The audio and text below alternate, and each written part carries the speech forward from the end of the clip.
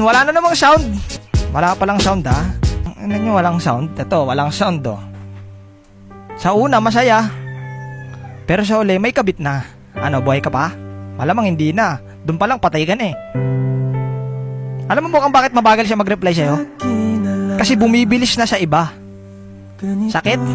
Kasi mukha kang puwet. May sound na, wala pa rin. Wala pa rin sound? Ano, mukhang kailangan natang gisingin ng mga tao sa mundo ah. Ba't siya na nagpapaalam na maaga siya matutulog? Kahit wala naman siyang pupuntahan kinabukasan. Bakit? Ba't siya nagpapaalam na maaga ako matutulog? Bakit niya sinasabi na, love, tulog na ako ah? Hindi ka ba na nagtataka? Dati umaabot kayo ng alas 5, alas 6 ng umaga, pero ba't ngayon hanggang alas 10 na lang? Bakit? Kasi baby time na nung kabit nila.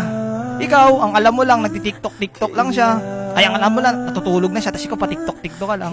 Ang hindi mo alam, pinagpapalit ka na, boss. Bakit? Mukha kasing busabos. Pag hindi ka na mahal, kulong mo na. Kulong ko na, sir, kulong ko na. Akin anak ko. Oo, kulong ko na. Tapos na, sir, tapos na. Litong-lito.